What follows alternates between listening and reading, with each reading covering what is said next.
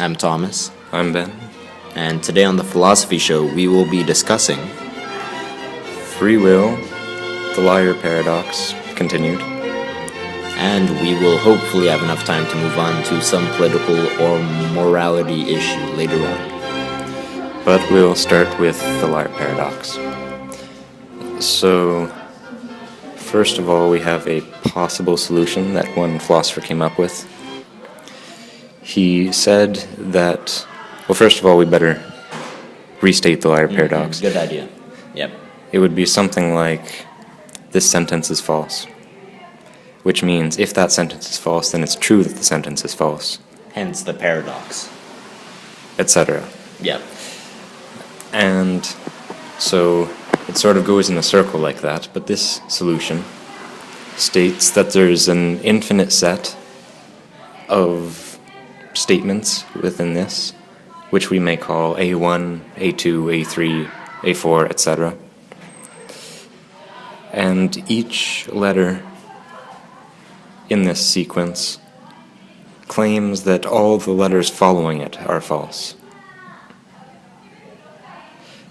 And thus it ends up being just an infinite sequence instead of being a circle or a paradox. What do you think of this? Well, I find that it's interesting that you bring up it being an infinite sequence, because I remember a previous discussion we had in which you mentioned that absolute infinity, not something that has a given start point and goes on forever, but something that starts forever in the past and goes on forever in the future, is a paradox in itself and a impossibility by definition. Would this be an example of infinity that has a given start point that just goes on forever, hence making it a possibility and not an impossibility? Well, I think the thing that makes infinity possible here is, well, first of all, yes, you are right that it is potential infinity rather than actual infinity, because it has a starting point and it goes on forever and we never reach the infinitieth point. But I think it's also more significant that we're not dealing with concrete objects here. Yes. We're dealing with concepts. Prepositions. And it's perfectly fine to have infinite concepts. You can have infinite numbers. Okay. So, I'm not quite sure if this solution works or not. I haven't looked at it very carefully. But some problems with it have been pointed out to me. Don't remember what those were, so I guess that's kind of useless. Alright, that's an idea. I suppose we could move on if we have nothing else to say on the subject. Right. So now there's another version of the liar's paradox that you can use to prove anything, basically. I don't remember what it's called. I think it's like the Boolean liar's paradox or something like that. I'll put the actual name in the description. So let's come up with something absurd we want to prove. Make it simple. Alright.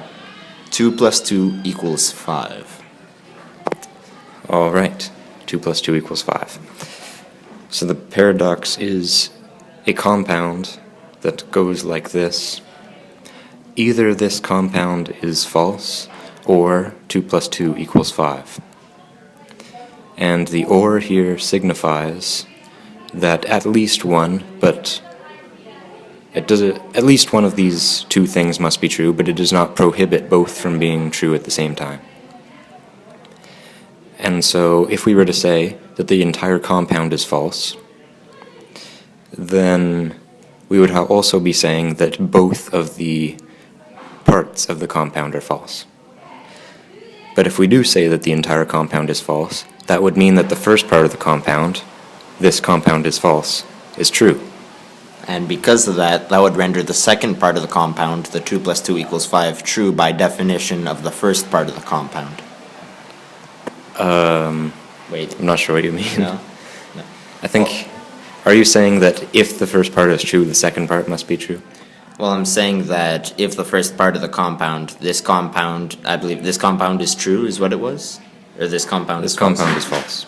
Alright. So by this compound actually being false hypothetically, and then the first part of the compound being this compound is false, that would make that compound, the first part, true. So this compound is false would become true, but that's impossible because the whole compound is false. Therefore, it's an impossibility that the whole compound is false. No? I don't know, I got sort of lost there. And The point is that you come to a contradiction if you take the first part to be false, which means that one of the two must be true and it's not the first part. So we Alright. have to take the second part to be true. Alright, so you're saying that it's an impossibility for the compound to be false and the first statement to be false at the same time, because if the compound is false, that proves the first part of the compound true, and if the first part of the compound is true, which is this compound is false, then the compound will be false. So, Well, then the compound will be true. wait, well, that's the whole paradox thing. Hold on, I had something. Give me a second here. Alright, so if the first part of the compound, which is this statement is false, or this compound is false, is true, then the whole compound can't be true, because if it's false, then that first part is true. However, if you want the compound to truly... Alright, I think what you're trying to say is the only way for this to be true is for this compound is false to be false, but this compound as a whole is actually true by the second statement being true, which avoids the paradox of this compound is false being false. Yeah, I think you may have gotten it. The only way to avoid a paradox is to say that the whole compound is true. And if the whole compound is true, the first part of the compound is not true. So it must be the second part.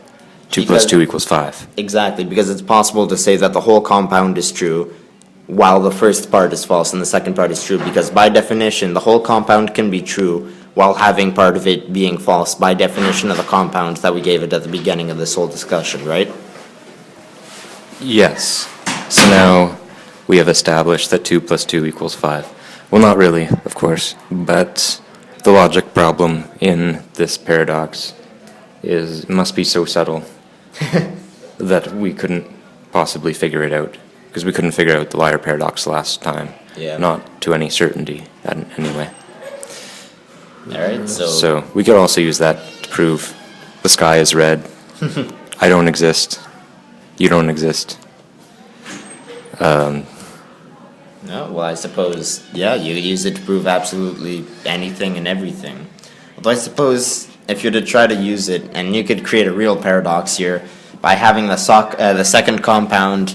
So the first part of the compound is this compound is false, but if the second part of the compound is another compound repeating itself, so for example, a compound within a compound within a compound, like a never-ending cycle of compounds repeating the same statement, you could get some really kind of twisty stuff there. Yeah. And that'd be kind of, it hurts my head just to think about it, but for example, if you're to do that, where you'd have like open bracket for compound 1, this compound is false, another open bracket, this compound is false, referring to the second compound, and it just keeps on going. I'm not sure what the point of that would be, but it's an interesting to think about, I suppose. I have no idea what would happen then. Well, I suppose it would go on forever.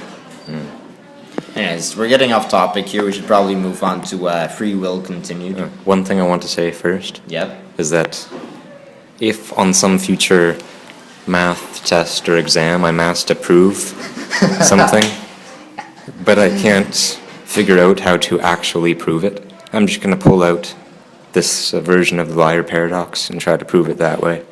And maybe they'll applaud my efforts. You know, that's real interesting because my calculus teacher I had last semester actually minored in philosophy. So he actually was talking about different philosophical terms and things, using it to prove math things. So if you ever end up having him, which probably wouldn't happen, but if you did, he would probably give you at least part marks because he would appreciate the philosophy behind it. And that'd be really interesting. I know that on the internet there's this thing where they show a bunch of homework where one of them is like represent the opinions of a Chinese worker working on the Canadian Railroad, and somebody wrote a text entirely in Mandarin to kind of troll the teacher. I feel as if that's the more sophisticated way to answer a question you can't answer, but you know, I don't know. I feel like that's the like maybe higher level up version of that.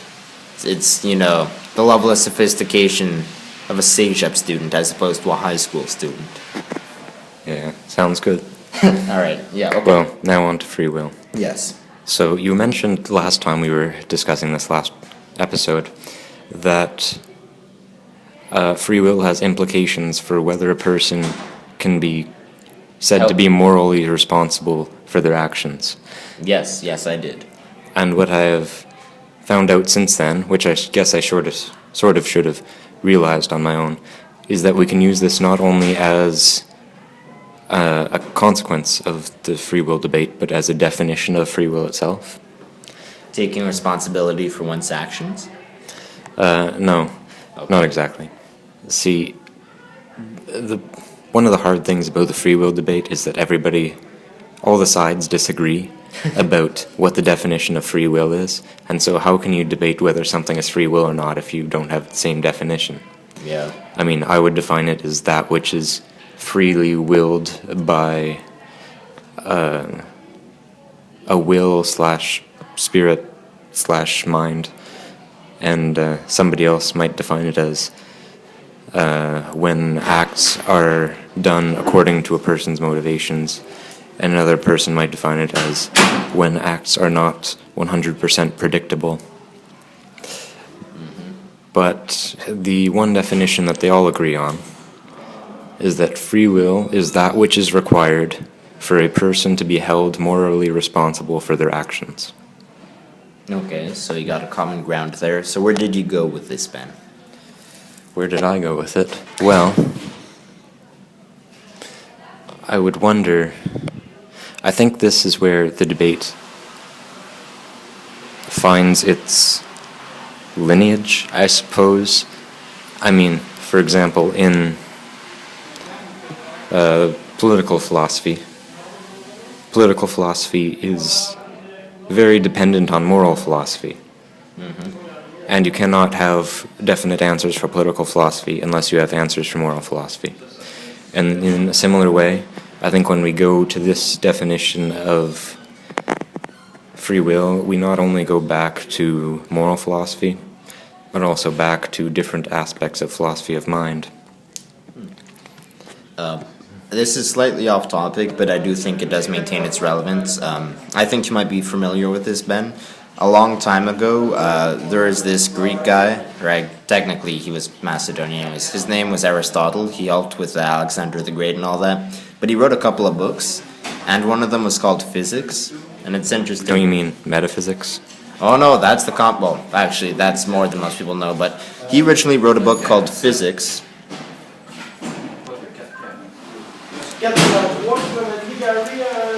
He originally wrote a book called Physics, and that became a widely studied field in today. But he wrote a sequel to that book called Metaphysics, which is what you're referencing, Ben. And would you like to give a brief definition of metaphysics, or would you like me to do it? Or I want to see how you define it. okay, and this is debatable, and this is purely based off of what I learned in my last philosophy class. So, I mean, I'm not getting no answers from Oxford here. But he defined it as physics is actuality, whereas metaphysics is reality. Now, you might be wondering, what do those words mean in this context? And that's an incredibly valid question, Ben. You are totally right to think about that. Now, he described actuality as what is, whereas he described reality as everything that could be, which sounds like a poor definition for reality, and you could be very right in that sense, but it's just the word he used. And in that sense, metaphysics is the study of all possibilities, whereas physics is the study of simply what is, the study of reality, if you will, or actuality, rather. Yeah. That's not at all what I think of when I think of physics and metaphysics. I think of physics as the study of how matter and energy interact. And I think of metaphysics as the philosophy of that which is in the realm of concepts, mind, will, and other non-physical things. Now, our conceptions of these terms are not 100% exclusive, in that there is some overlap in the sense that reality, what could be, isn't literal in the sense that the only time it ever comes up is in theoretical discussion about it, because you can't physically hold something or physically interact with something that doesn't exist. However, you can think about the infinite possibilities of not only what could be, but what could have been. That's the past tense. And in that sense, I think that it is entirely, metaphysics is an entirely kind of rational field, in that the only way to interact with metaphysics is through the mind. But I don't think, well, actually, I'm not sure. Can you repeat your definition of metaphysics for me? The philosophy of all things non-physical or non-material. Okay, so would you say that, all right, because by that definition, everything that's non-physical or non-material is encompassed by metaphysics. Do you stand by that definition? Yes. All right, that is, I suppose, a slightly different definition than I was taught, but I mean, you probably know more about it than I do. I am by no means an expert in the field. I'm simply repeating what I was taught, like the good little student I am. But there is a lot of overlap. Hold on. I brought this up for a reason. What were we talking about in terms of free will right before? I was saying that based on our new definition of free will can be traced back to different studies within philosophy. Oh, okay. You mentioned traced back, and I thought about Aristotle. Okay, all right. That was a tangent. I'm sorry, I couldn't help myself. But, you know, the more you know, right? All right. Okay. So, here's the thing. I think most compatibilists are atheists in the first place. So, when I think free will is that which makes a person morally responsible for their actions, well, now you have to wonder, what is a person? Oh, sounds very, takes me back to Descartes there. What am I? And takes me back to the example of the candle and all that. But if you're interested, you could research that yourself. We got to stay on topic here. Well, and also, can a person be morally responsible? So, if we start with what is a person, I don't think there's any cohesive atheistic philosophy of what a person constitutes, or what constitutes a person, rather. I mean, are they talking about just an arbitrary collection of cells, atoms? I mean, and could an arbitrary collection of atoms be considered responsible for something? Or morally responsible for something? Does this morality thing have any objective basis by which you could say that somebody has any moral responsibility? And that's really interesting that you bring that up, and that I do agree with that definition, and that could lead into an entirely different debate about moral relativism and the other option. Well, I guess non-moral relativism. Moral absolutism. Yes. Well, I guess that is pretty opposite. Anyways, but yeah, that could lead into an entire debate on that. And it's interesting because as far as I know, there is no atheist real thing that you could come up with where, for example, in religions, people tend to define, you know, there's a spirit within them that encompasses the mind, that, you know, that's where their, you know, moral comes from. Because if you're to say that you get morality from being a collection of atoms or cells, that makes no sense, because then you could say that, you know, if it's atoms, a rock has morality, or if it's cells, you know, a dog has morality. And I suppose somebody might try to make some kind of argument that animals have morality, but quite frankly, You could also say a plant. Oh, a plant as well. Nobody would argue for that. Poor plants. You know, a lot of people avoid eating meat. You haven't seen anybody try to avoid eating plant matter. Yeah, where's the equality for them, right, Ben? Anyways, okay. Where I was going to go with that, Um,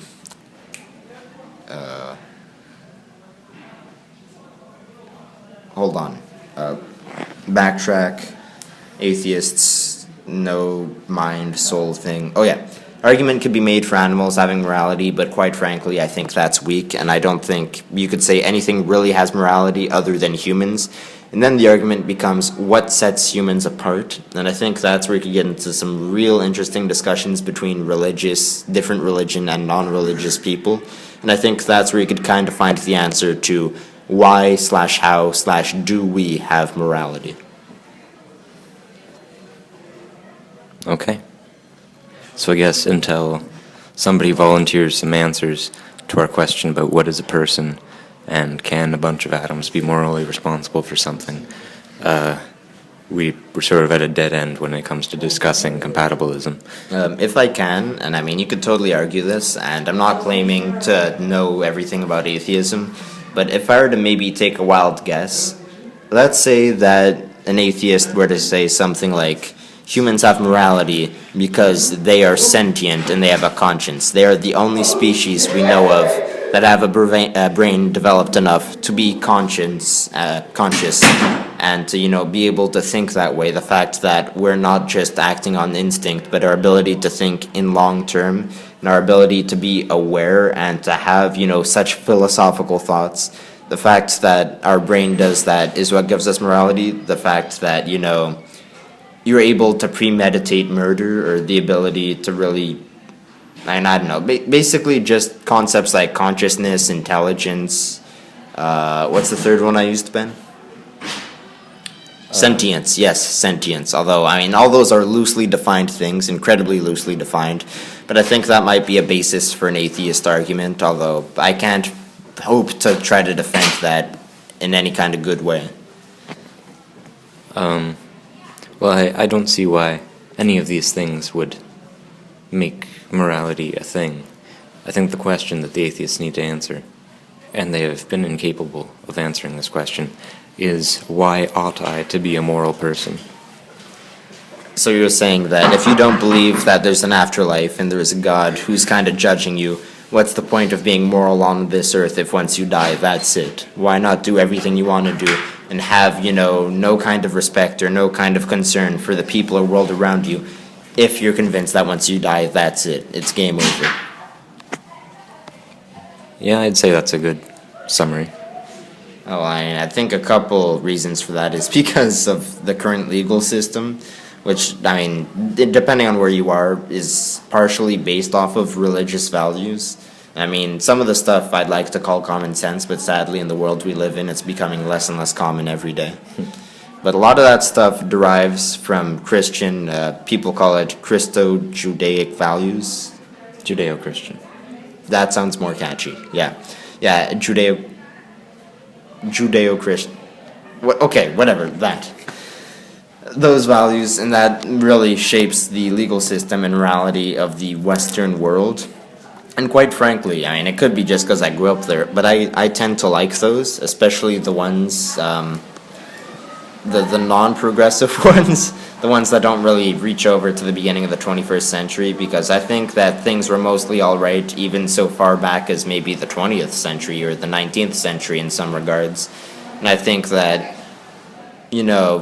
some changes aren't necessarily necessary for a moral society to exist. And I think that, quite frankly, the change in the legal system to reflect maybe less Judeo-Christic values is more hurting society than it is helping. And I could go into this, but that's not what the point of this discussion is. Yeah, I think we're off topic. Right. Did we technically end up finishing free will, or did you have anything else to say? Well, I suppose I'd like to explain my actual position. Yes, that's...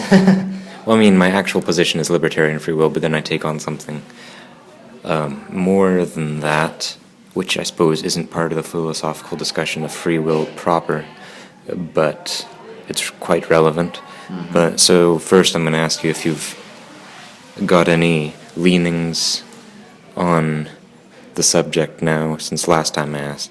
You didn't really, although you lean towards free will.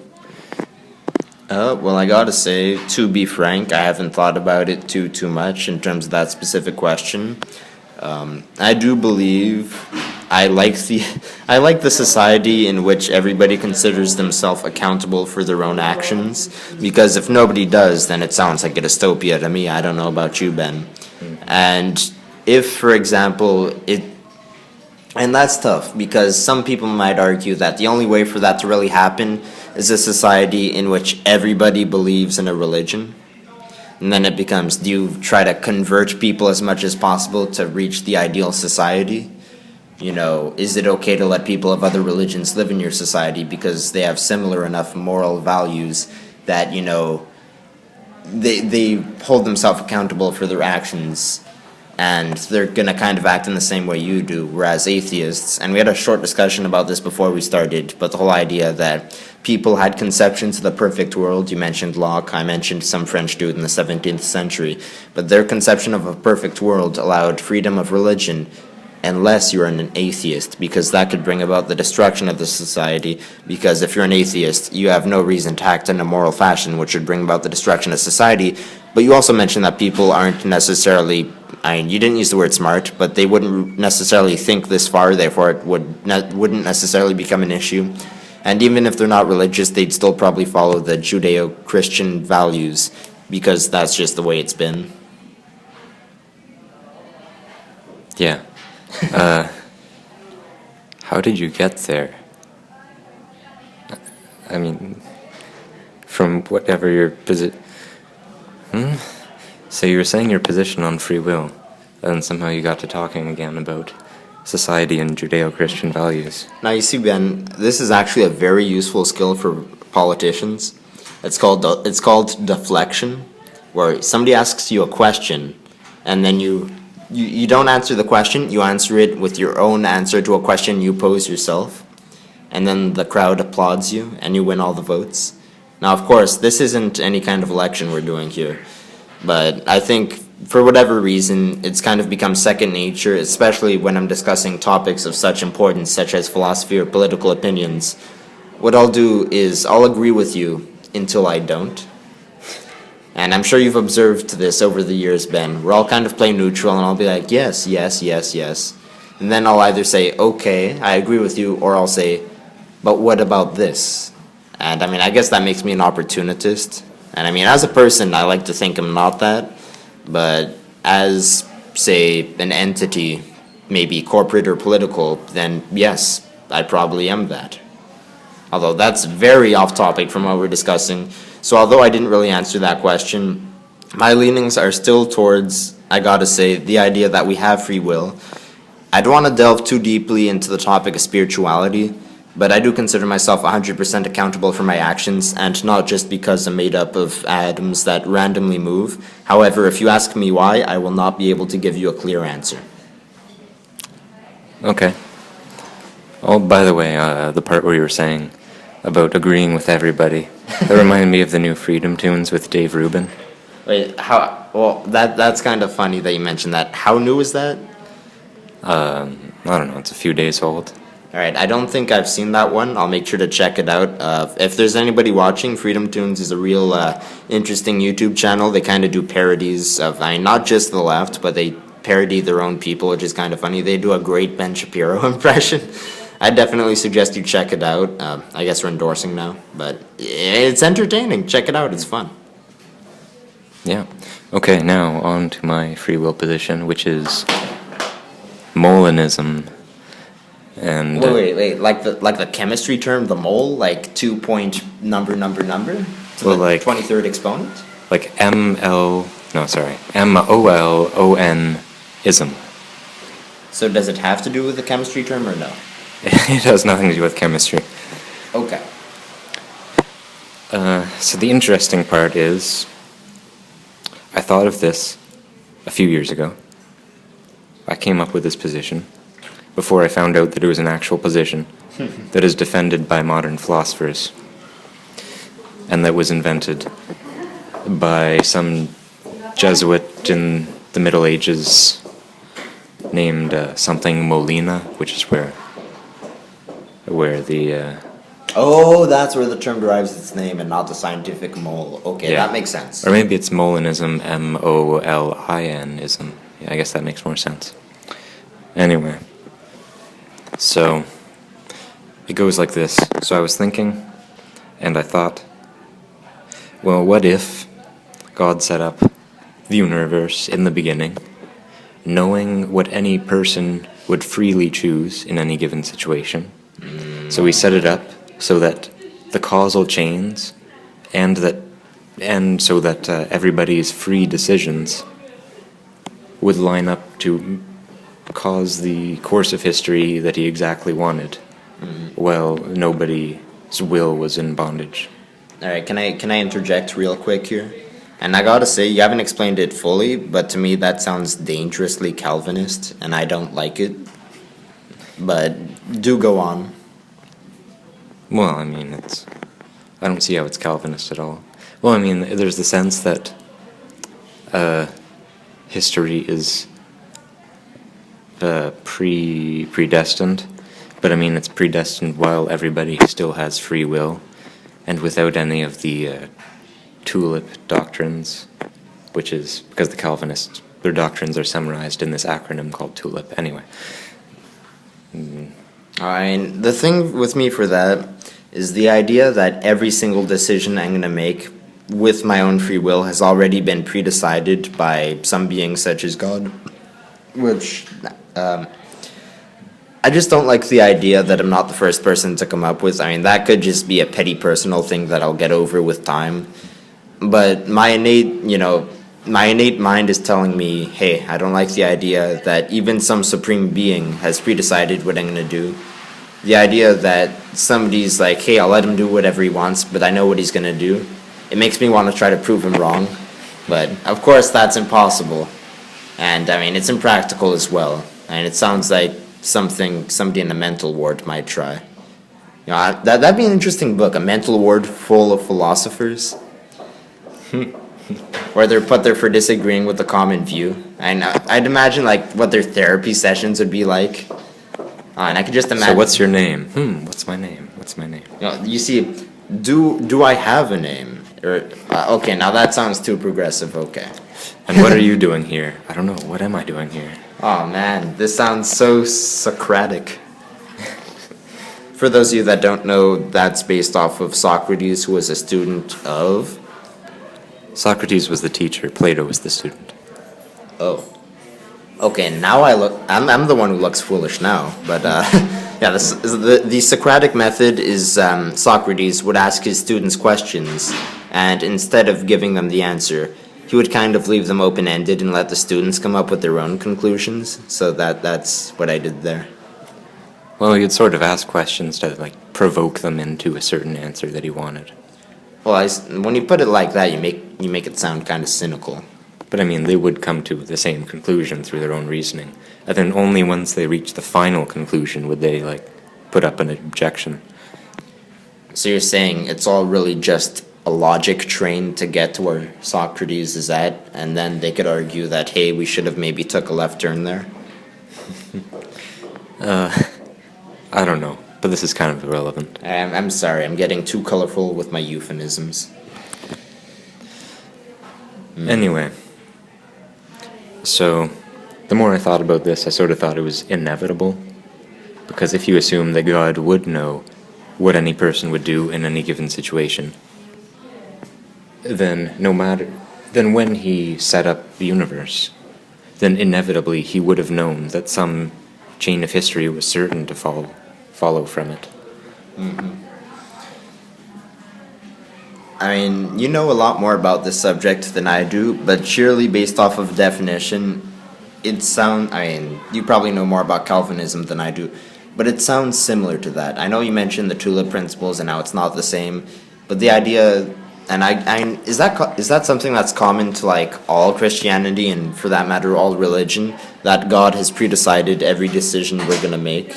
You described it as given us the free will, but he knows what decision we're going to make. He decided for us. He gave us the free will, and he knows us well enough to know what we're going to do. Is that like a concept that's universal in Christianity and or religions? Well, I don't know much about Islam, but I know that there's a certain sect of Islam that believes that every decision anybody has ever made was done not because they have free will, but because Allah made them do it. Well, that sounds like the Islamic version of Calvinists. Yeah, and then I'm not sure exactly what Catholics believe. I think they're more free will than they are predestination. Though they might have some sort of compromise kind of thing going on. And then Calvinists, of course, which are a large portion of Protestantism, they believe in predestination, but to different degrees. I think only some of them would say that every act is predestined, while others would say that only certain things are predestined, and most things are, I suppose you wouldn't call it free will, because you sort of have, like, your soul is supposed to be in a certain condition that you can't really control yourself all that much. But, yeah, still. Alright, now my thing is that let's say hypothetically everything you're saying is true. I'm not saying that it's not true, I'm simply saying for the sake of the statement I'm about to make, let's say it's true. Let's say that God has given us free will, but he's aware of what decisions we're going to make.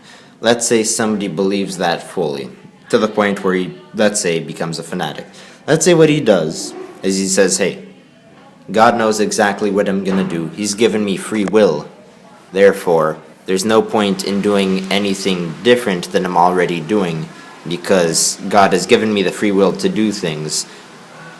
To me, it sounds a bit like destiny/fate, where if God knows what you're going to do, then could you not hypothetically stop taking, I mean, you can't literally stop taking responsibility for your actions because you still want to try to end up in heaven, and this isn't Calvinist level destiny here.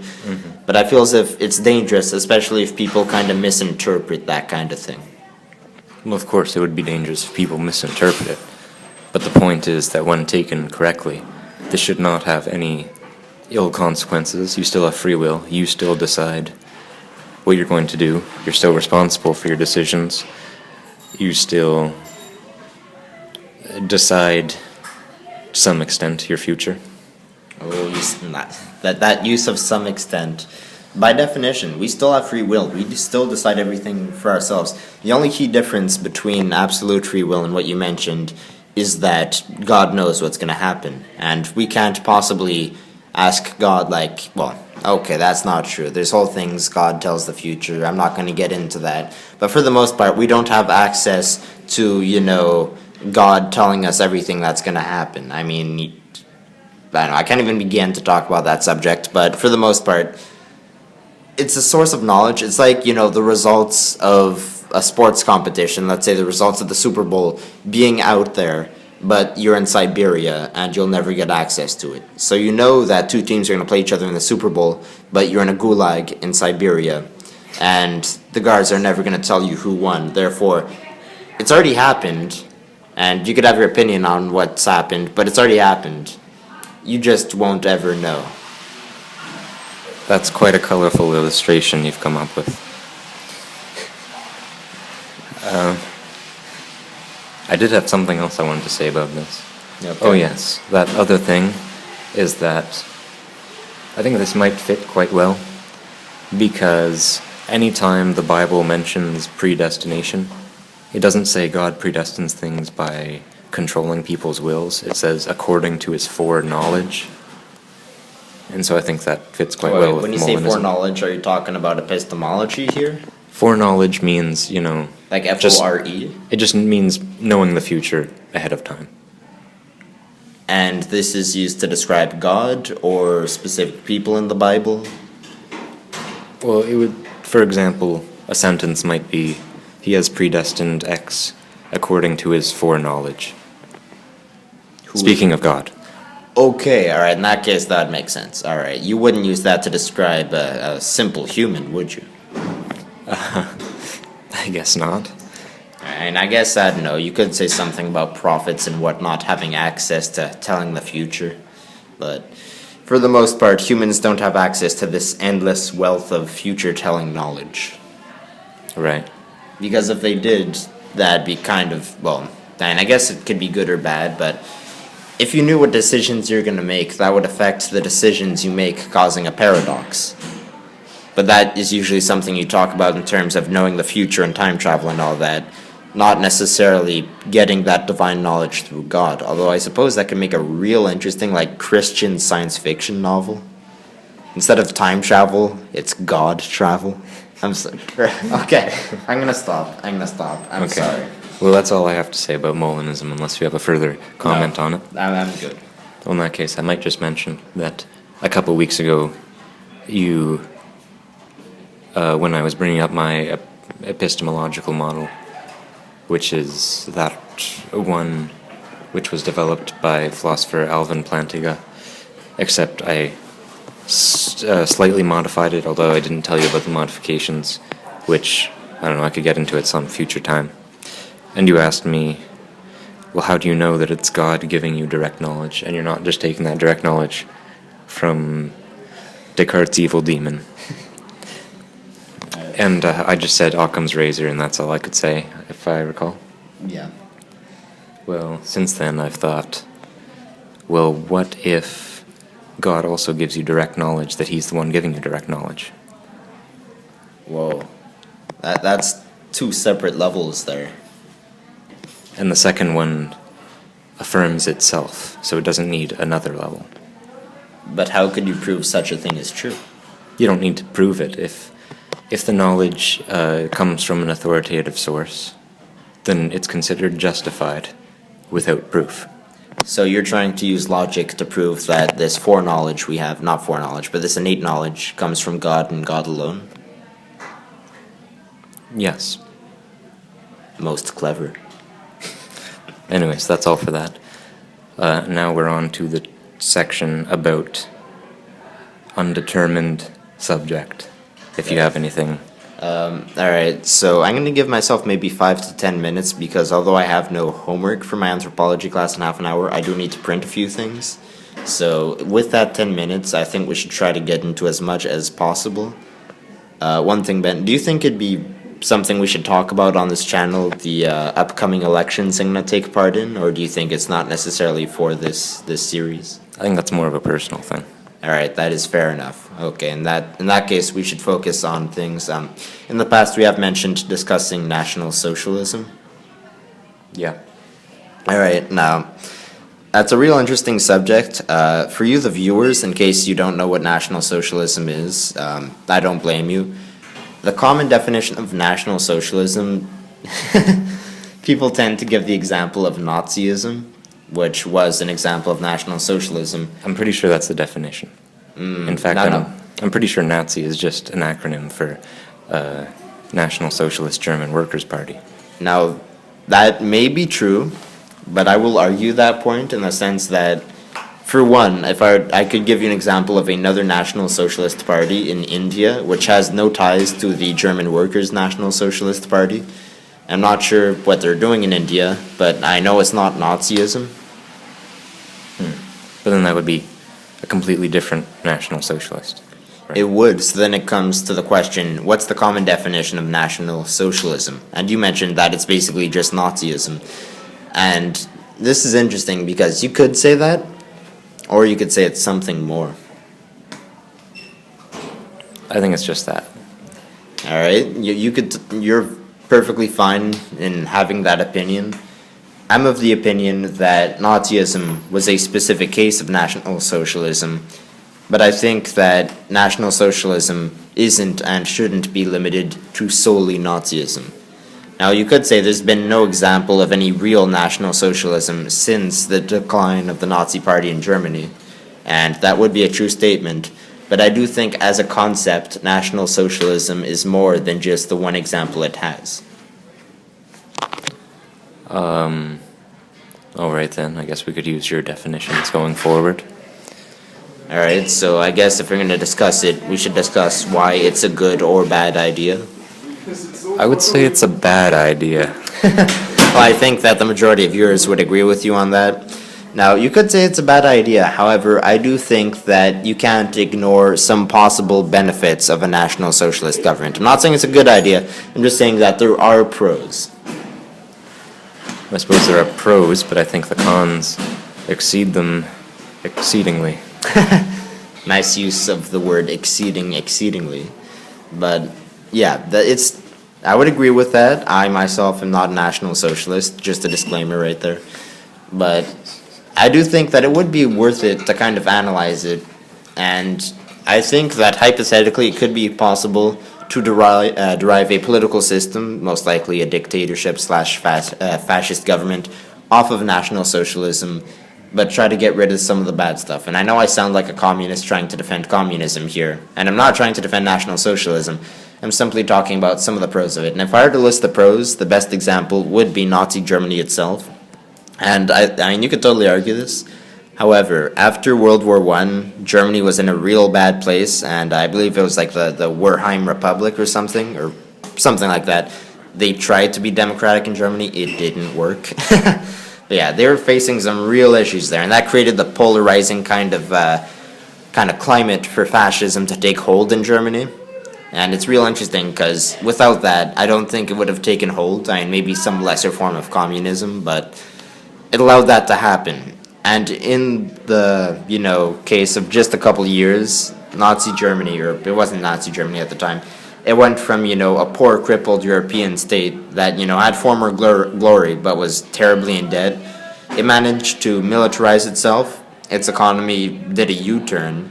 It managed to increase its production capacity a bunchfold. They managed to restore a strong sense of nationalism to the German people, of course at the expense of Jews, which is unfortunate. That's one thing. But having scapegoats is a real good way to unite your people against something. I mean, if you want to start any kind of fascist regime, scapegoats are the way to go.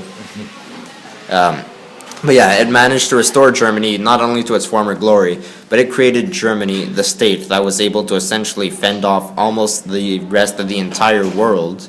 I mean, they were fighting on two fronts against the huge Russian bear, which itself was a debatable power. It was communist, so you could say that made them not as effective as they could have been. But not only that, they were able to invade West Europe, which we're not prepared, admittedly. But I'm saying that if, for example, they kept the Richtofen Pact going on and didn't try to go after Russia, they might have actually been able to pull off Operation Sea Lion, invade the UK, and for all we know, they could have easily have won World War II. And I mean, that sounds like a pretty bleak world, but it just goes to show how successful and powerful they came as a result of the implementation of National Socialism and a polarizing leader in power, what it could do for a crippled country like Germany was after World War I. The thing is, I don't really regard any of the things you just said as pros. Most of it was just about like a unified and powerful state, which I don't really think is a good thing. And the other pro you said was turning around their economy, which I don't think is entirely accurate. They sort of did that by racking up a huge amount of debt, which was paid off post-war during the time that they put in ultra-free market policies, and that was successful. But, of course, if they had just continued that way, then they would have had a huge debt and it wouldn't have been able to pay it off, and it wouldn't have been a pro. But the real question, Ben, and this is not necessarily a legitimate economic answer, but let's say Germany wins World War II. If, let's say they win, they don't have to take North America. Let's say they just conquer the UK, and there's still ongoing skirmishes, but let's say US doesn't get the nuke and things kind of go on like that. Germany owed debts to the victors of World War I. If they conquer the winners of World War I, they could just nullify all their debt. If they become the rulers of the world, they could say, economics, what is this? I don't care about it, and be like, laborers, workers of the world, work for me or you go to Gulag, although that sounds like communist Russia. But all I'm saying is that if they win a war, all economics go out the window. I don't mean all economics, but what's the point of debt if you conquer the country you owed the money to? You essentially owe money to yourself, therefore you're no longer in debt. And I mean, the thing with wars and economics is that as soon as you introduce a warlike state to economics all of a sudden become a whole lot wackier. It's like they enter a quantum state of existence as opposed to their normal, version of existence. They go from a regular bar graph to, like, I don't know, some funky four-dimensional sphere chart. I still don't regard erasing debt by conquering to be a pro. That okay, you could say that. That's fair opinion. But I do think if Germany won World War II, they wouldn't have to worry about debt. They would have inherited the wealth of the world. Debt wouldn't have been an issue. It probably would have been a bad place to live in, unless you're one of the elites. Although you could say that about capitalists, but I'm not going to say that because I'm not a leftist. But anyways, I'm simply saying that we have no way of knowing for sure. These are all what-if questions. But I think that Germany was on a route that if they were successful, for example, if they got the UK to peace out and just maybe kept parts of France or whatever, they were on the way to becoming the next big power. The 20th century could have been the German century, not the American one. I suppose so.